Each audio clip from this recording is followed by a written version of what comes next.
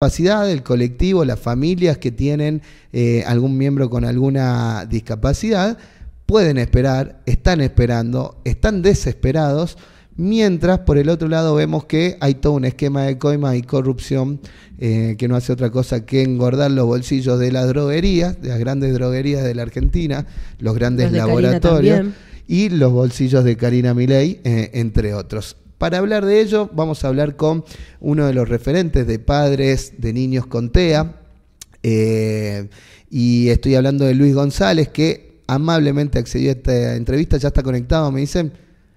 ¿Qué tal, Luis? ¿Cómo estás? Hola, Fran. Hola, chicos. Buenos días. ¿Cómo están? Bien, acá lamentablemente, decíamos, este tema lo venimos tocando casi todos los días porque son numerosos y a lo largo y ancho de todo el país los reclamos del colectivo de las familias con discapacidad y parecía que el gobierno hace oídos sordos.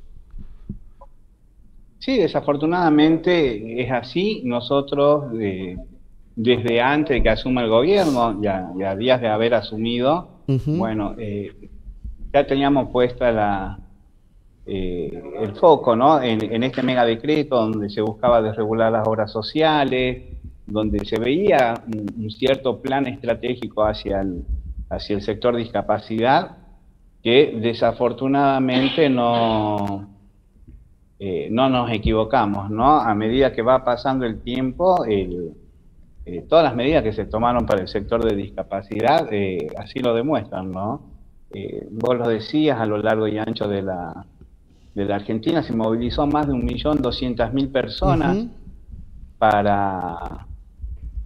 por el tema de las auditorías, donde no se tuvo en cuenta ni la situación geográfica, ni la discapacidad de las personas a las cuales iban a auditar, y así se sacaron a mansalva el tema de varios beneficios, ¿no? de pensiones no contributivas a gente que realmente la necesitaba.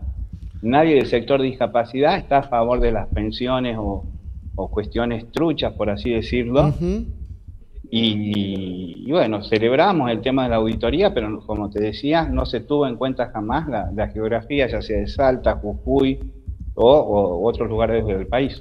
Pero eso no es que no se tuvo en cuenta, porque en las últimas filtraciones que hubo del titular de la Agencia Nacional de Discapacidad, ex titular ahora, Diego Españolo, él mismo admitía que estaban buscando la forma de dar de baja muchos certificados de discapacidad y muchas pensiones, y que para hacerlo o lo podían dar de baja por decreto o podían utilizar otra estrategia que a mí me pareció más siniestra aún, que es la de mandar a la gente a renovar el certificado único de discapacidad muy lejos de su centro de residencia geográfica, y eso pasó en Salta. Todo principio de año estuvimos cubriendo ese problema. Tal cual, es como te decía al principio de la nota, esto es parte de un plan estratégico, no es que fueron improvisando, era un plan a seguir. Desafortunadamente no nos equivocamos y bueno, lamentablemente se siguen filtrando los audios y lo que nosotros pensábamos que era malo es mucho peor de lo que uno se imaginaba o llegaba a ser conjetura, ¿no? Luis, vos decís que en realidad todo el mundo, ¿no? Nadie está de acuerdo con que personas reciban una pensión que no les corresponden, pero últimamente venimos viendo que todo el tiempo están pagando justos por pecadores. Creo que las personas con discapacidad, la mayoría o los que tienen esa suerte, tienen una persona que se encarga de toda esta burocracia, que llama, va, que lleva el papel, que hace la inscripción, que saca el turno, que paga los extras. Esto también me imagino que ha afectado en las situaciones familiares completas, ¿no? Es decir, tener que volver a hacer este papel, me tengo que ir hasta allá. ¿Ha sido complicado? Sí, tal cual como vos lo decías, en los mejores de los casos tienen una persona que lo está cuidando o a cargo, pero las primeras consultas que nosotros salimos a acompañarnos a la familia en los barrios, a hacer mucho trabajo territorial, por así decirlo, nos dimos con un adulto de 65 años que ya su mamá se había muerto y el último estudio médico que tenía era del 2009. Claro. El médico que le había hecho todos los estudios ya estaba muerto y no sabía por dónde comenzar el tema de la auditoría, ¿no? Así que a diferencia, y encima no tenía WhatsApp, tenía un celular viejo que solamente le servía para comunicarse, y bueno, eso es uno de los tantos casos que nos toca, ¿no? Y después recientemente ahora de muchas pensiones que se quitaron, que no fueron notificados, y cómo hace la gente ahora para ver de recuperar ese derecho, ¿no? Un derecho adquirido. Hay una falta, y lo vengo viendo ya hace muchísimos años, a esto, a los controles, al acompañamiento. Uno a veces se olvida que quizás la gente con discapacidad llega a adulto mayor, y quedan completamente solos, y nunca he visto un acompañamiento real desde el Estado, ya sea provincial, nacional, municipal, de decir, vamos a nuclear a estas personas, vamos a hacer trabajo de territorio, vamos a salir, los vamos a asesorar, vamos a ver en qué situación están sus pensiones. Esto también podría ser un puntapié para que las cosas cambien de ahora en adelante. Estás contando un caso que relevaste vos, que encontraste vos, porque por motus propios saliste a hacer este relevamiento, pero es una deuda también del Estado con las personas con discapacidad. Sí, tal cual. A ver, hoy me preguntaban qué esperábamos nosotros de todo esto, ¿no? Nosotros esperamos que se empiece a hablar de discapacidad, ¿sí? Pero con la realidad esta, ¿no? Que tenemos prácticamente entre el 80 y 90% de las personas con discapacidad no están incluidas laboralmente, ¿sí?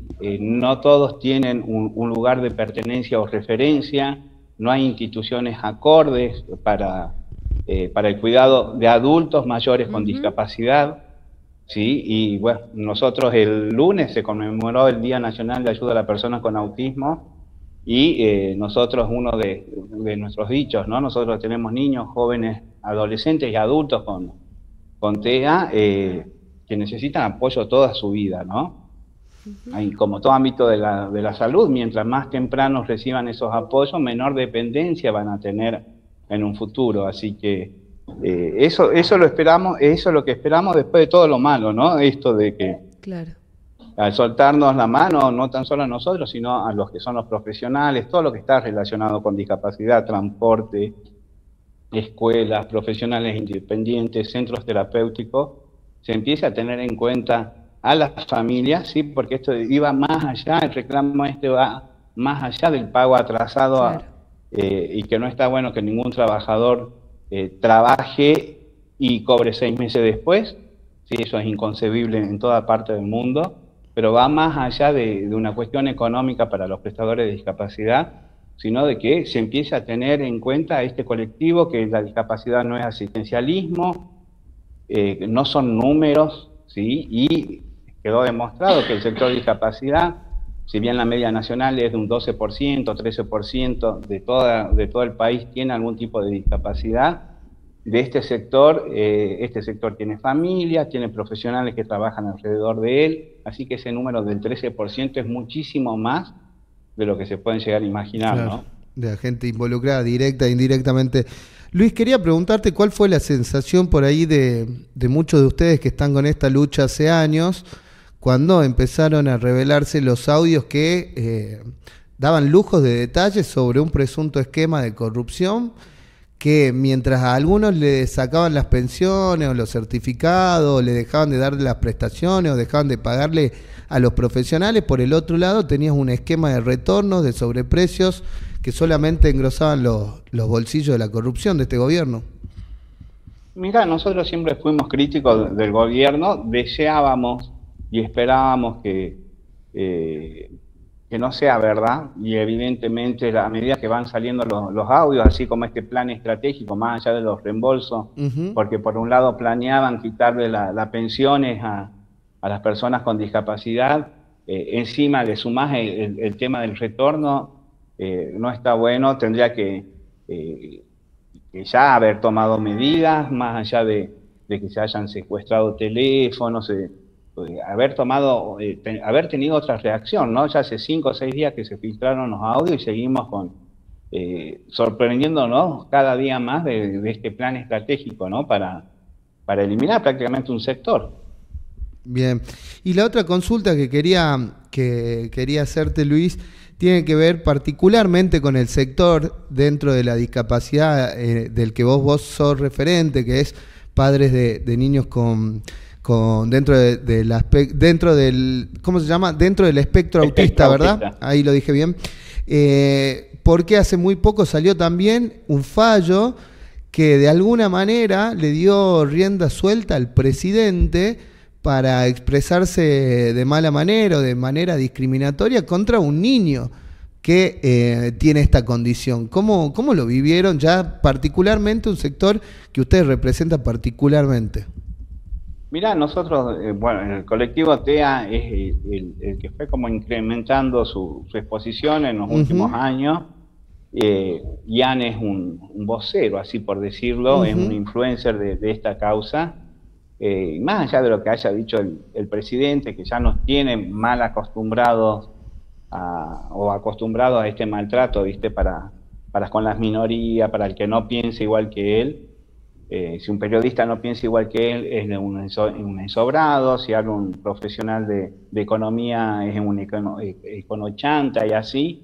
Lo que más nos llamó la atención fue el juez que habilita el fallo ¿no? Que dijo que, bueno, no lo hizo como presidente, lo hizo como ciudadano. Así que bueno, es totalmente inconcebible. Uno como familia, como personas con discapacidad, busca el refugio, aunque sea como último instrumento el de la justicia, y que fallos como este nos hacen dudar, ¿no?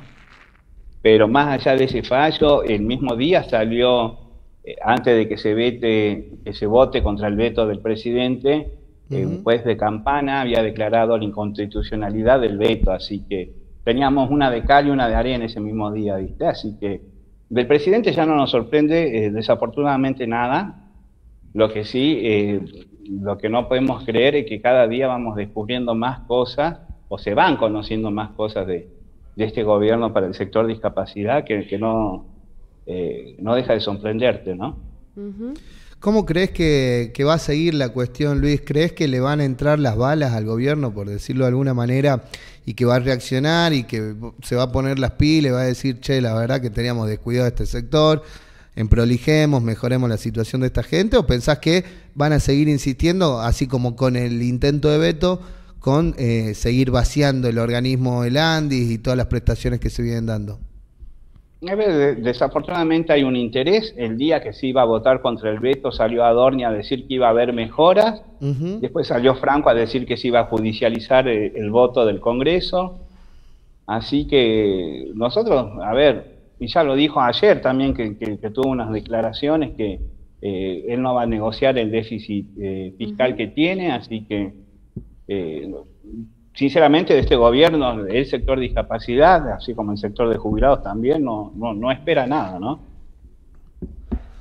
¿Cómo están haciendo las familias que se quedaron sin sus prestaciones? Mirá, algunas familias están pudiendo costear de manera particular, ¿sí? No todos tienen esa posibilidad, así que fueron optando entre las necesidades, ir priorizando desafortunadamente, ya sea la fono o más cantidad de psicología o el apoyo a la inclusión escolar. Nada, van priorizando en algunos casos y con otras discapacidades. Nos comentaban familias que tuvieron que mermar el tema de los 4 platos de comidas porque tenían que comprar la medicación que el gobierno les quitó y cosas así, ¿no? Tremendo, tremendo. Sí. Luis, te agradezco un montón que te hayas hecho un tiempito para atendernos. La verdad que le queremos dar continuidad y hablar con los protagonistas de esta lucha, para que sepan que detrás de estos casos que salen en la tele, de corrupción y todo, hay gente de carne y hueso que la está pasando realmente muy mal. Muchísimas gracias por estar siempre al pie del cañón. Fran, hace un montón que no te veía. Así que bueno, un abrazo grande y bueno, para lo que necesitan, ¿no? Gracias, Luis. Un abrazo. Un abrazo.